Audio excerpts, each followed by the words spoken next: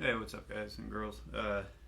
Nicholas Alexander, this one's for you. This run through a drive. Couple different parts in this song. Trying to make it as fast as I can. Basically, start out. You're doing that B add 11, A add 9 thing that they like to do. It's also got a F sharp 7, add 11 chord in it, and an E chord. That's all in the intro. This is a mix of a bunch of different versions that I went through. My original transcription was from the Jam in the Van set, but I've watched a few other ones and tried to cherry pick whatever was different from each one and then combine them to make a single song. So for the intro, you've got that B add 11 to A add 9, B add 11 to A add 9, and then you go down to that F sharp 7, add 11 to an open E chord. These are just like the in Butterflies. It's the same thing. It's a E-shaped bar chord, but you're leaving the B and E strings open, the high,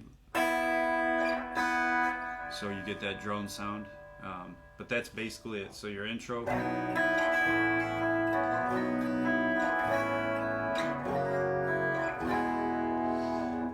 Then comes the next part, the intro slash verse kind of.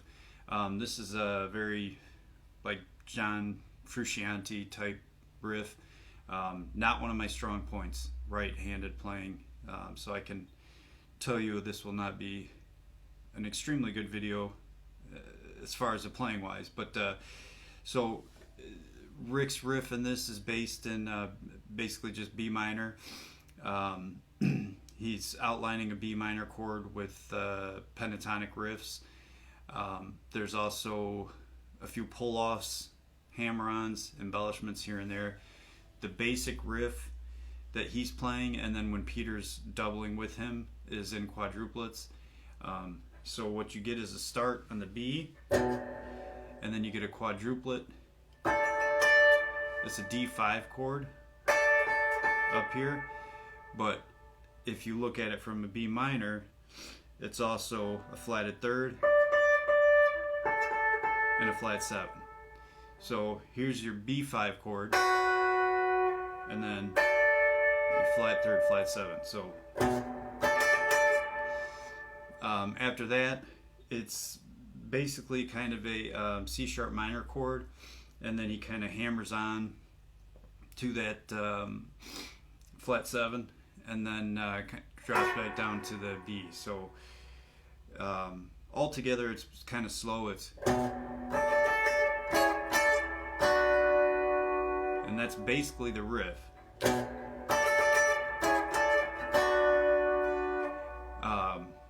The embellishments are going to be like minor third and major third hammer-on, something quick like that. Another one would be, I think he does like a flat third to root pull off. So when you're playing the B minor, you play your flat 3 and then pull off. So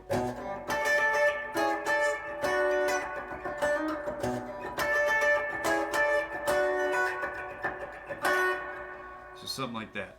I won't play it up too fast, so I don't want to embarrass myself. But so that's basically it. Then when he goes into the verse for Rick is basically just that B minor, and then he's kind of alternating between that pull off and then a C sharp minor and the B minor chord. Just the triads is all he's using, and so that's basically it. So for Rick's riff, for verse, something like that. You can leave out the hammer-ons and all that and the embellishments. Peter's part in the riff is just little syncopated single lines. He's outlining the flat 3, I think, is in there. Out of the B minor. That's the flat 3 out of the B minor. We're in B minor still. So this is Peter's part in the riff. in the verse is these single note riffs. So it's a quadruplet on A, and then some doubles, and then an E octave, and then a hammer on from E to F sharp. And then occasionally I hear him finish off on that B again, but I've also heard him just play the single riff. So A, D flat, A, F sharp, and then E octave, and then hammer on E to F sharp. So that's Peter's basic part in the verse. So combining those two, you get that kind of, you know, that double guitar. Humphreys does it really well, where you're using two sparse guitar parts, combining them together to make one whole part. Next part is the chorus. Is fairly simple. It's just a B chord, D5 to E5 to F sharp 5. So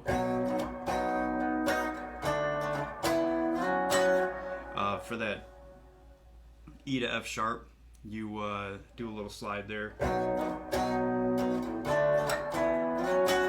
and then it's B to D5 to A5.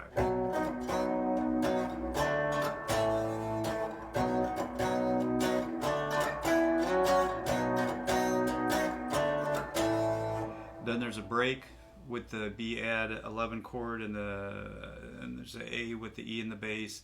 It's just a variation, B to A, basically. So he does the B add 11. He does like a little. That wouldn't have been right.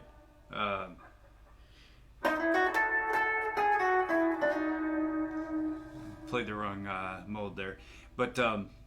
So basically it's a B add 11 to A to B. And then to lead into the break, build up break, it goes to the F sharp 7 add 11 to the open E. So you get.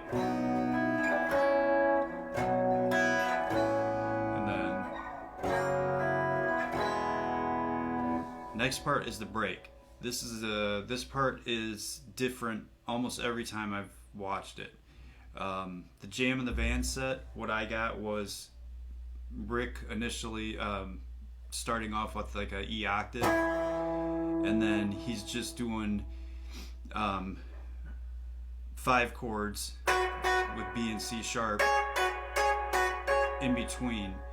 In the Jam in the Van set, he was moving up single note lines, so he was kind of going, and then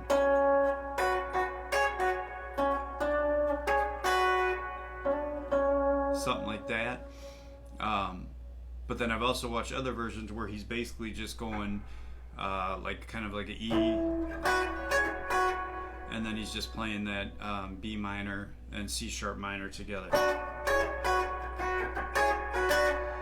And he plays that until he's ready to rise or hit his crescendo.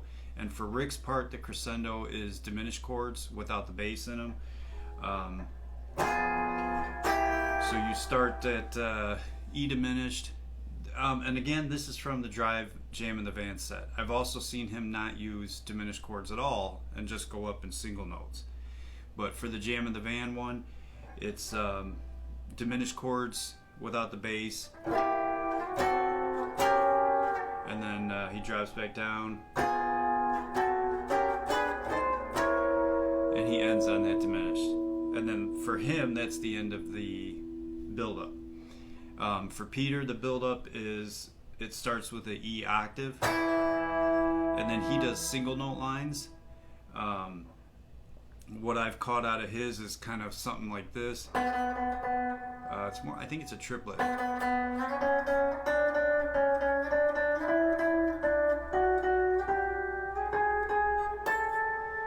When he gets to this A note right here, he is hitting the whammy bar. So he hits A, and then the whammy, he just goes up. So you just hear, you just fly out of it. In the the transcription, I notated it as a whammy bar. Didn't know how to notate the whammy pedal, but he's just going up. Well, he starts that E octave, then he's going up,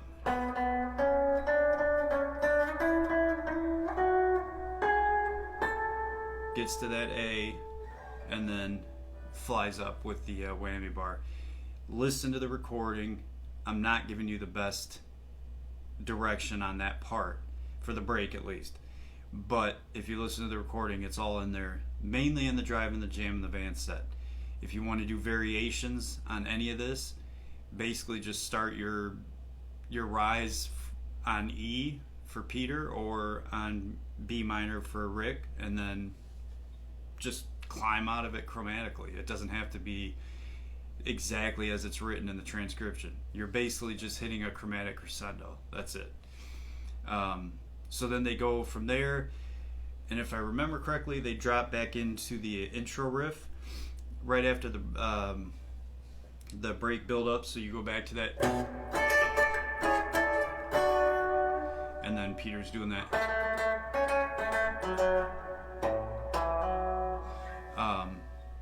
That part.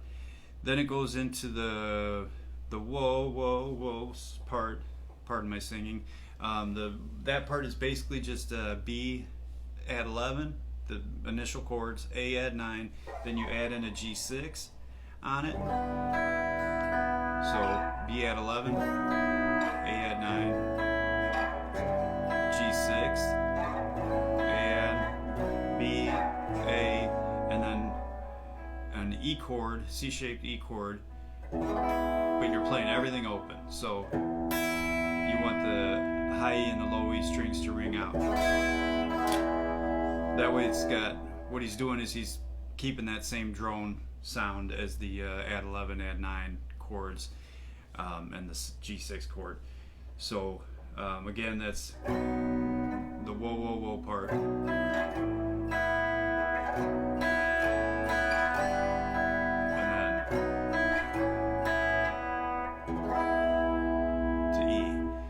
Next part is the thirds riff.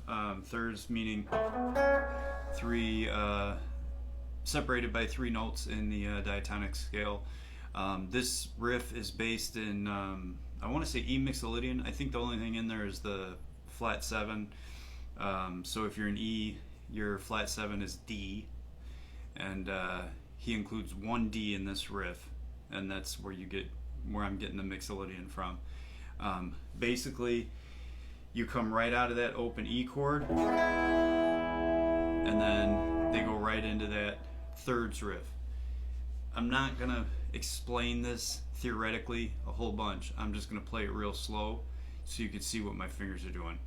My right hand, if you can't see it, the way I do it is I'm hybrid picking. So I'm picking with my pick, and I'm plucking with my middle finger. Those 2 notes. Also could be referred to as a dyad. A dyad is a 2-note chord, similar to a triad, tri with its 3-note chord. So, so the dyad part is basically this.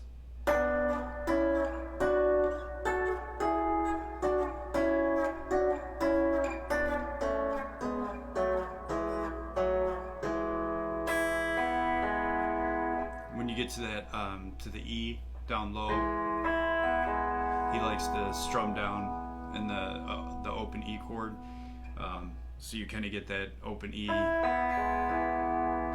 Basically sounds like an open E chord. Once again, real slow.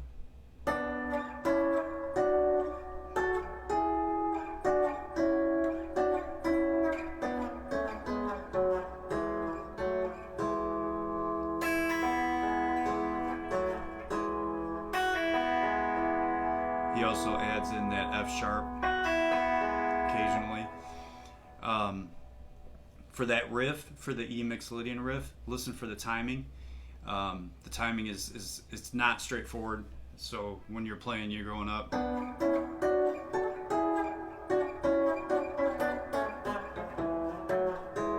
You know, a little bit of a tempo change there.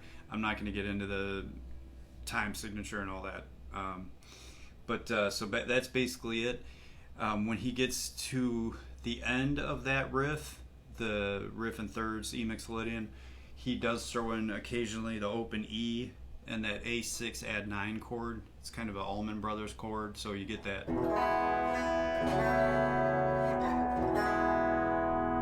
I can't remember the song. I think it's Melissa. Don't quote me on that, but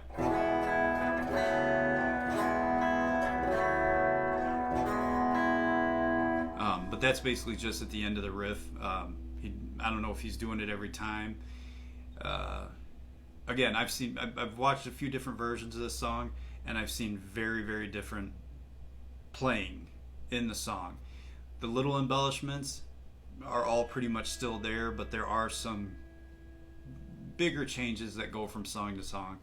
But for the most part, it's all in the transcription from that Jam in the Van set. So if I was to go through this real fast, all the way through the song without doing all the different parts: B add 11, A add 11, or A add 9, F sharp add 11, E. Then you've got your intro.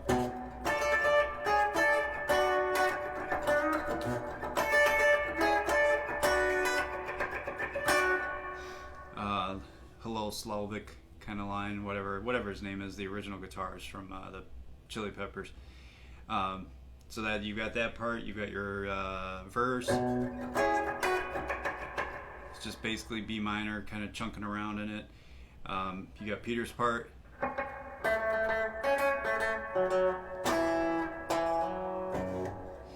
Don't play that F sharp. Then you got your chorus.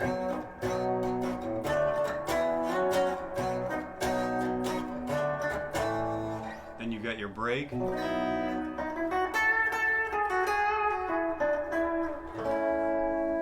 then back to that B, and then the F sharp at 11, open E. That gets you to the break, the build up. Again, not going to get crazy with it. Just think about, in your head, just think think B minor and C sharp minor. And then anything you add in to that build up is just embellishment until you get to the diminished part. Then you can play that diminished part if you would like to do like the Jam in the Van type thing. And then you've got Peter's build part.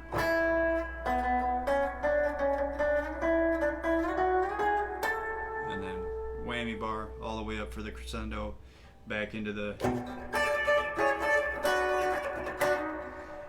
that part, and then we go to the whoa whoa whoa part.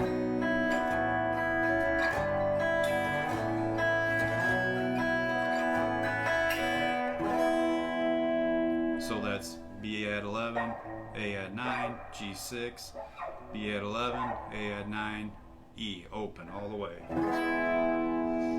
Then you get to the Mixolydian.